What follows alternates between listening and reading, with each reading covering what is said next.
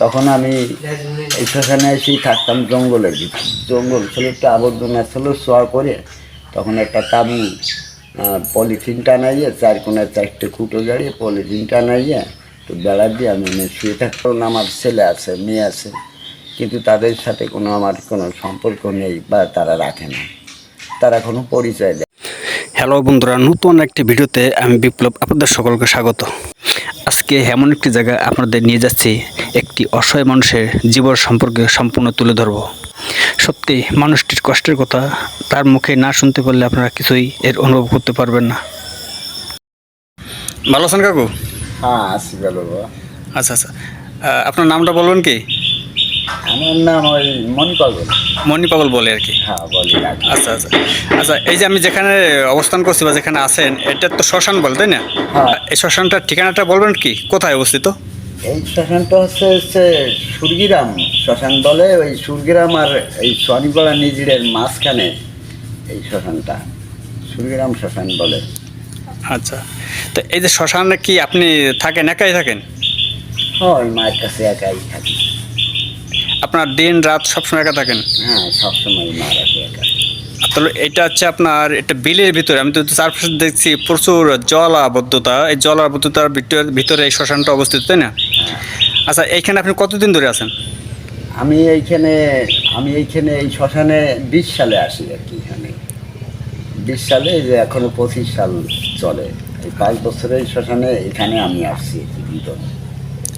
এগুলো দেখাশোনা করেন? হ্যাঁ, এইগুলো শ্মশানে তখন ছিল না কিছু। আমি এই 5 বছরে আসার পরে সব কিছু এই মা করাইছে। তাই? আচ্ছা, এই যে শ্মশানের বর্তমান যে অবস্থাটা দেখতেছি, তাই না, এই অবস্থাটা আপনি যখন এই শ্মশানে আসছিলেন তখন কি এই অবস্থা ছিল? না না, তখন এই শ্মশানে একটা পুকুর ছিল ছোট্ট করে, আর কোনো মন্দির টন্দির ছিল না। তারপরে এই শ্মশানে 6 লক্ষ টাকার বালি বরট করা হয়েছিল। 6 লক্ষ টাকার বালি বরট করে সবই এই সব দরজায় কালেকশন করে আর কি এই কিছু করা হয়েছে। ও, তো এই যে শ্মশান যে জায়গাটুকু আয়তন আছে, এই জায়গাটুকু পুকুর ছিল শুধু? হ্যাঁ, শুধু পুকুর ছিল এই জায়গাটুকু?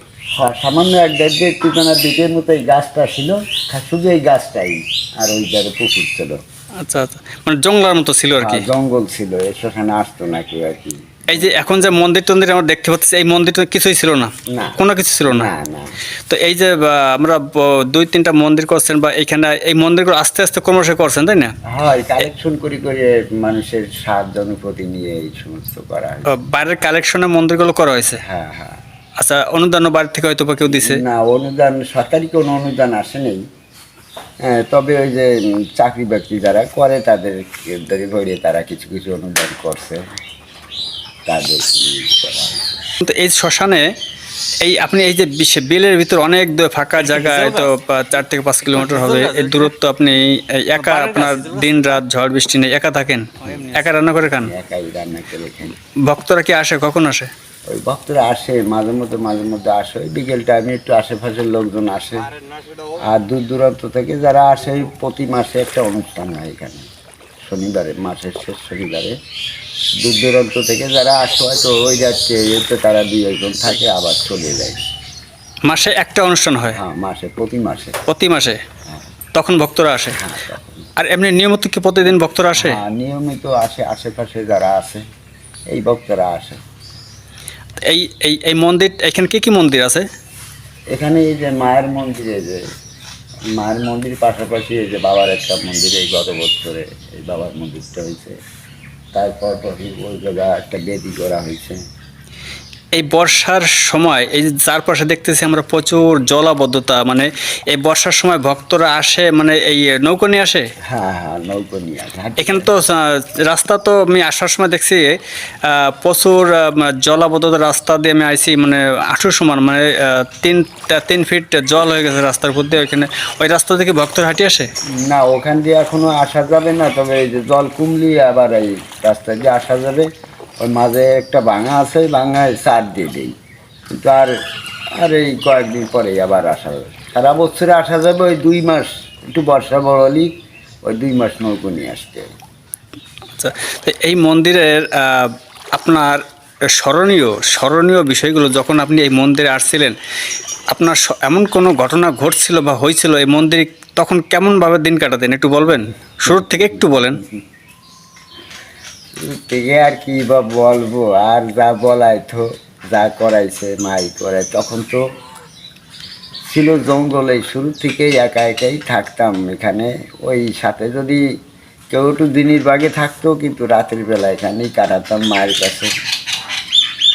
কিন্তু মা হয়তো এখানে থাকার জন্য মা অনেক পরীক্ষা নিরীক্ষাও নিয়েছে, সেগুলো আর অত কিছুর দিকে যাব না। তবে এখন এই যা কিছু হয়েছে, যেটুকু অনুভব অনুশোচনা করি যে এইটা হলি ভালো হতো, এইটা হলি ভালো হতো, কিন্তু সেই আশাটাই মা পূর্ণ করে দেয় হয়তো এই সব বক্তবিন্দুর মাছ থেকে। কিন্তু আমার কোনো সমস্যা নাই, আমি মায়ের কাছে থাকি ওই সবসময় 24 ঘন্টার ভিতরেই, আমার কোনো সমস্যা নেই। আপনি যখন এই শ্মশানে আসছিলেন তখন তো আরো 7-8 বছর আগে তো এই শ্মশান তো কিছুই ছিল না, জঙ্গল বা একটা জলাবদ্ধতা পুকুর ছিল। তো সেখানে একটু কোনোরকম একটু ভিটার মতো ছিল, উঁচু জায়গা। তো এইখানে আপনি ঝড় বা বৃষ্টি বা শীত গরম রৌদ্র সেই সময়টুকু আপনি এখানে, তখন কিছুই ছিল না এখানে এই ভিটাতে, এই শ্মশানে।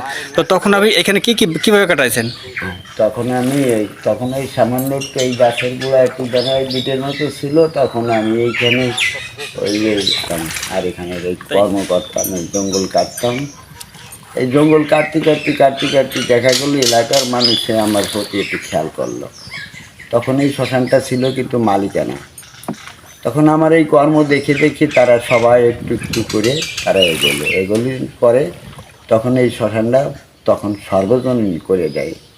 হ্যাঁ, করে দেওয়ার পরে যখন কমিটির লোকজন হলো, তখন আমরা একটু কালেকশনে এই কমিটির লোকজন নিয়ে এই যে 7টা গ্রাম নিয়ে একটা কমিটি করেছে, আমরা এই সব কালেকশন করে তারপরে এই যে এখন এই কমিটির লোকজনের এই দেখাশোনা, এই যে কমিটির লোকজন এরাই করে।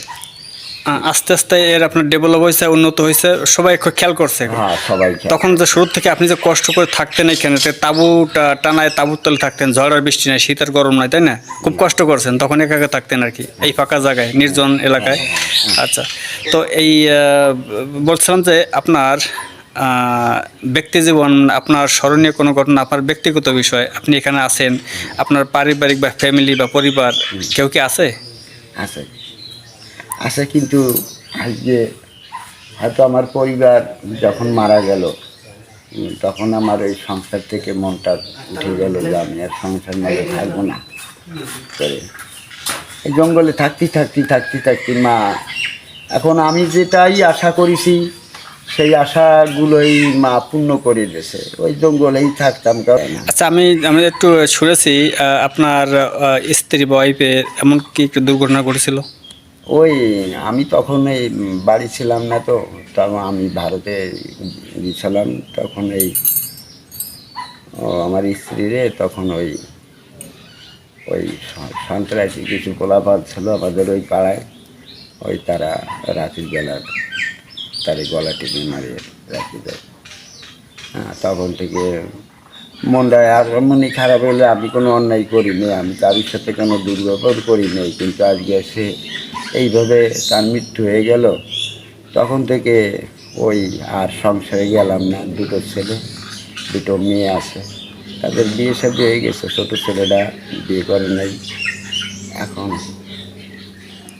এখন তারা কোথায় আছে, আমি কোথায় আছি, আজ অনেক দিন, প্রায় 15 বছর তাদের সাথে কোনো দেখাশোনা পবিত্র হয় নাই, কথা তার দূরে, কোনো যোগাযোগ নেই তাদের সঙ্গে। ওই সংসার আপনার স্ত্রী মারা গেছে বা মেরে ফেলেছে, সেই থেকে আপনি সে বাড়িঘর ছেড়ে এই শ্মশানে চলে এসেছেন মনের কষ্টে বা দুঃখে। আচ্ছা, তো এই 15 বছরের ছেলে সন্তান মেয়েদের সাথে কোনো যোগাযোগ নেই। আচ্ছা, এইভাবে দিন কাটাচ্ছেন আর কি। মায়ের নামে, মায়ের মন্দিরে সেবা করছেন, ভক্তবৃন্দ নিয়ে আপনি এখন সময় পার করছেন আর কি। এখন তো অনেক মানে এখানে এই মন্দিরের শ্মশানে অনেক ডেভেলপ হচ্ছে, অনেক উন্নত হচ্ছে। মানুষ ভক্তরা এখন তো আপনাকে অনেক মাথায় তুলে নিয়ে নাচে বা অনেক ভালোবাসে, তাই না? অনেক, এখন তো অনেক ভালো আছেন, সেই কষ্ট আর আগের মতন নেই। আচ্ছা, খুব ভালোবাসে সবাই, খুব ভালো আছে। আচ্ছা, এই মন্দিরের যে কার্যক্রম মানে নতুন সংস্কার করছেন, মানে টাইলস লাগাচ্ছেন, আপনার ফিনিশিং দিচ্ছেন মন্দিরে আর কি, দেখলাম আর কি। হ্যাঁ, টাইলস, মায়ের মন্দির, বাবার মন্দির টাইলস হয়েছে, এখন মার মন্দিরটা টাইলস লাগাবো।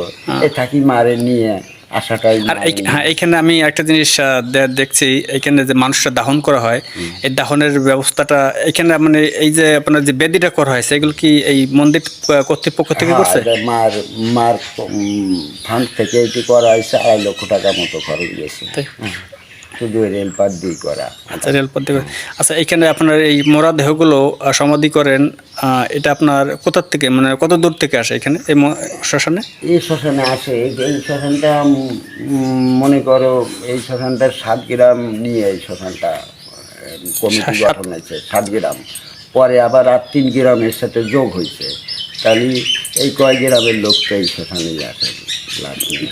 এবং আর দূর দূরান্ত থেকে আসে। দূর দূরান্ত থেকেও আসে। গত বছরে, আগের বছরের সিংয়ের থেকে একটা লাশ হয়েছিল, এরকম আসে দূর থেকে, ওই মাঝখান দিক থেকে একটা লাশ হয়েছিল, আসে দূর দূরান্ত থেকেও লাশ। মানে সম্পূর্ণ খরচ এই লাশের দাহন করেন আপনারাই, শ্মশানের কর্তৃপক্ষ দাহন করেন, তো সেই যে খরচা হয় তারা সেটা বহন করে, পরে সেটা দিয়ে যায়, তাই তো? হ্যাঁ, ওই যে কাস্টে রাখছি, ওই ঘরটা ভরা কাস্টে রাখিছি, এখন ওই কাস্টে মাফিয়ে তারা দাহন করে যায়, ওই কাস্টের মূল্য দিয়ে যায়, আবার পুনরায় আবার ওই টাকা ক্যাশে জমা রেখে দিই, আবার ওই টাকা দিয়ে আবার নতুন করে 1-1.5 মণ 200 মণ নিয়ে ঘরে রাখে দিই। আর ওই যে বেদিতে দাহন করে, ওখানে আমার একটা মার একটা দক্ষিণা আছে, 1000 টাকা দেয়। দাহনে প্রতি দাহনে একটা করে 1000 টাকা। 1000 টাকা দেয়, ওই টাকাটাই মারে নিয়ে খাইয়ে নিই। আমি কোনো কমিটির পয়সা নিয়ে, কমিটির খরচ নিয়ে সেখানে দিলেই আশাবধি থেকে থাকিনি, খাইনি, কিন্তু একটা ভরসা নিয়ে থাকি, ওই ভরসাটাই মায় চালায়। ওই বেদিতে লাশ দাহনে 1000 টাকা দেয়, ওই টাকাটাই মারে নিয়ে খাই। তো ধন্যবাদ, আপনার কাছ থেকে অনেক কিছু আমি জানতে পারলাম, বা আমি দর্শকদেরকে আমি জানাতে পারবো বা জানালাম। তো কাকু ভালো থাকেন, আর আপনার কোনো কিছু দর্শকের কাছে চাওয়া পাওয়া আছে কিনা 2 কথা বলতে পারেন? আমার দর্শকের কাছে চাওয়া পাওয়াটা হচ্ছে কি, আমার দর্শকের আমার মায়ের কাছে চাওয়া পাওয়া যে মা সবাই ভালো থাকবে, আমি তাদের ভালো নিয়ে আমি এই দুনিয়ায় থাকতে চাই, আমি একা ভালো থাকতে চাই না। এটাই আমার এই সব দর্শকের কাছে আমার এই আশীর্বাদ মায়ের কাছে একটু দেওয়া, যে সবাই ভালো থাকবে, মা ভালো থাকবে, আর তাদের ভালো নিয়ে আমি ভালো থাকবো। তো ভালো থাকেন, সুস্থ থাকেন, ধন্যবাদ।